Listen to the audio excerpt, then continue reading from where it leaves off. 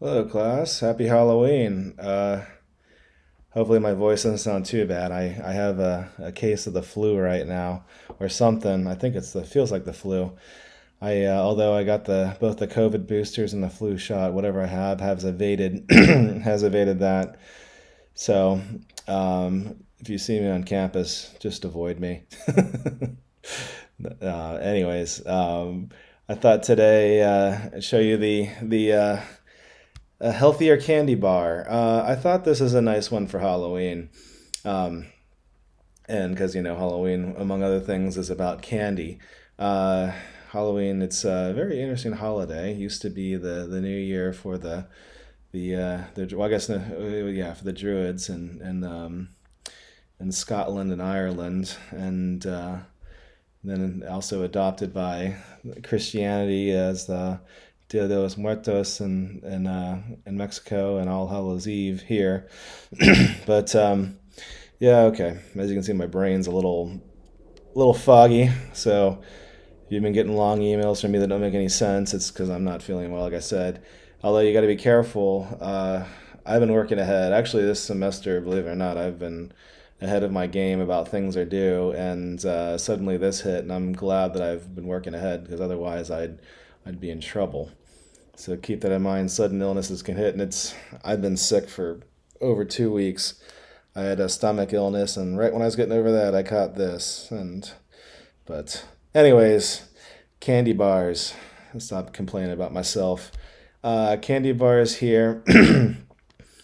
So I like this article because it talks about the future. It leaves with a really ambiguous note because we don't really know. There's not a whole lot of there's not like oh this solves everything.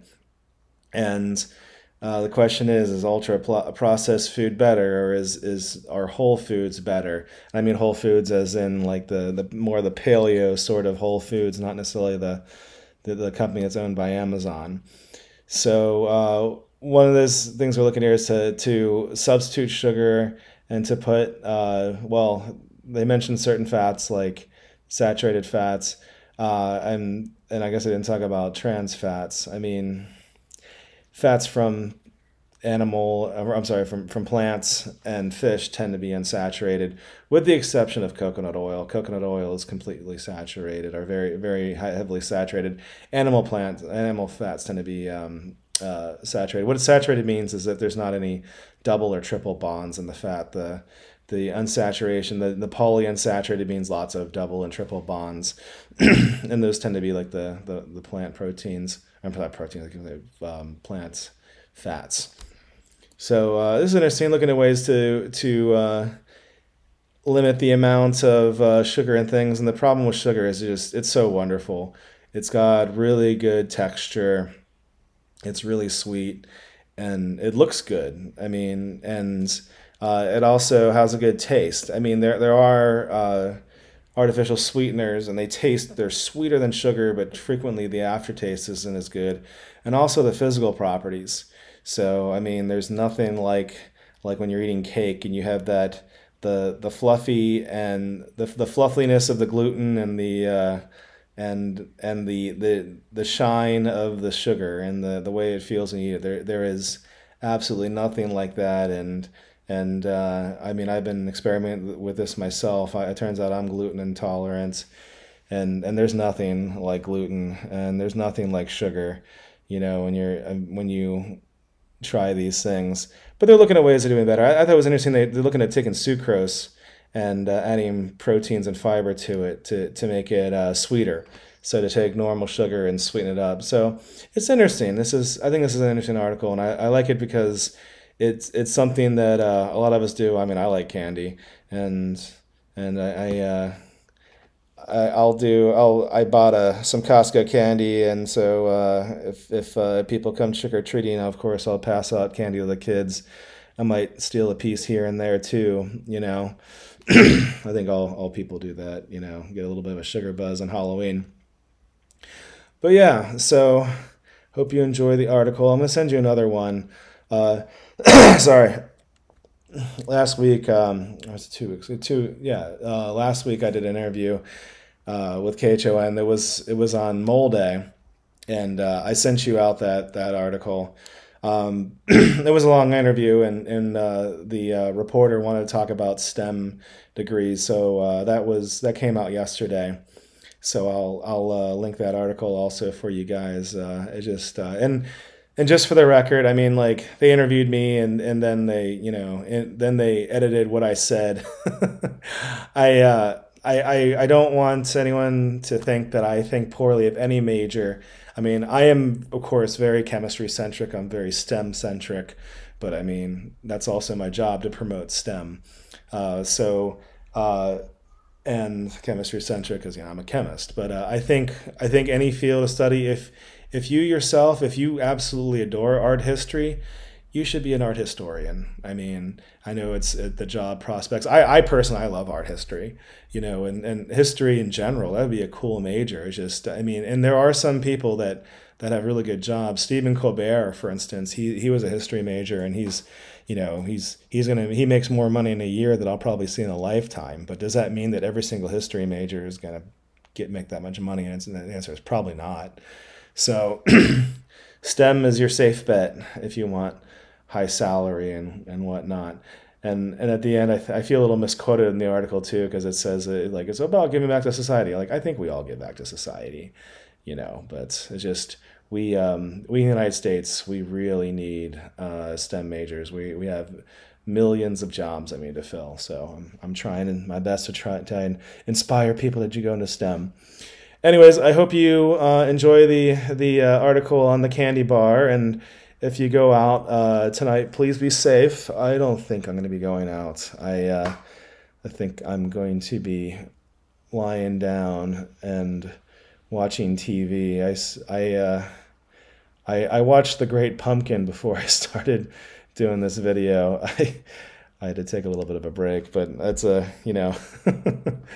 go back to my Edenic times. The other thing of this article made me smile. Talked about Alestra in 1990, and I remember when that came out. When Alestra came out, Alestra, it's basically a Procter and Gamble came up with this, and it was a fat substitute. So, like, I don't know if you follow nutrition at all, but like when I in the 1990s, like right now we're very anti-carb, and I mean there are some significant data that do support this. But before that, like the thing was fats. Everybody was anti-fats. Don't eat fats. Everything was fats are bad kind of thing. And and I remember doing things when I was a kid. Like I used to wrestle in high school, and we would like I was trying to lose weight for my wrestling, and I would eat saltine crackers and celery, like, and not peanut butter because peanut butter's got fats in it. And I remember I loved pumpkin pie, and one time my mother made me pumpkin pie without the crust, so that way I would get less fat in it, so just, sugar upon sugar, of course, nowadays that would be something like, what are you thinking?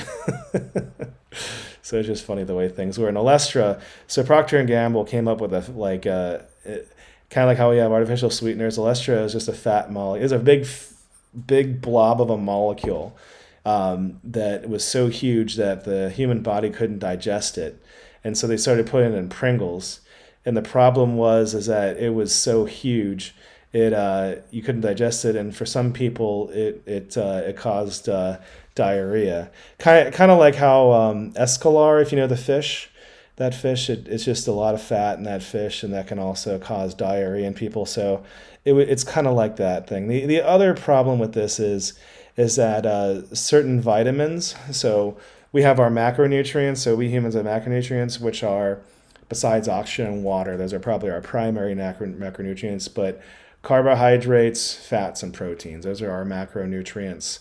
And our micronutrients are vitamins and minerals. Minerals are elements that we need in small amounts. And vitamins, they used to be vital amines, but they're not all amines.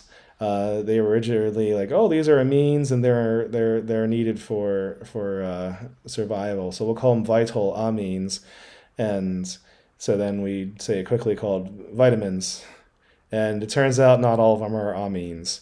So like vitamin A is not an amine. Some of the B vitamins are amines, but most of them are not. But anyways, vitamin A, D, E, and K, those are fat soluble. And if you do something like Olestra, you can actually strip those out of your body.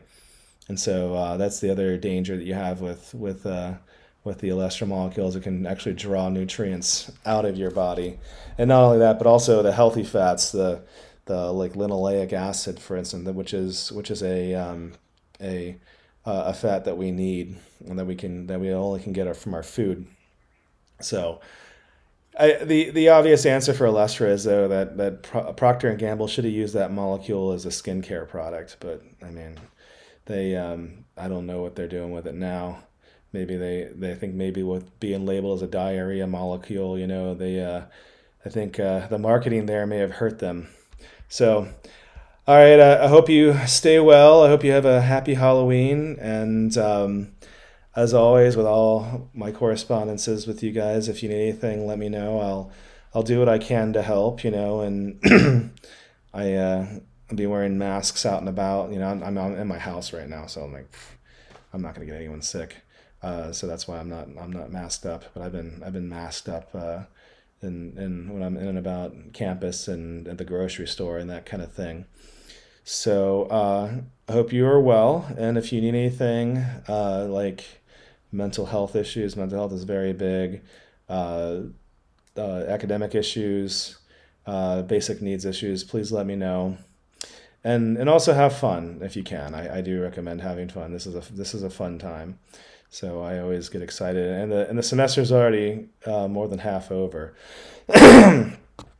So it's gone by fast, and I've noticed once the holidays hit, then time speeds up again. We're next thing we're gonna blink, it's Thanksgiving, and then we're gonna blink again, and it's the end of the semester, and then the finals, and then grades are due, and then we're off for Christmas.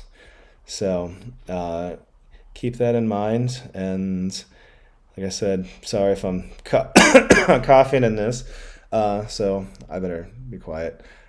Aloha, happy Thanksgiving, or happy Halloween.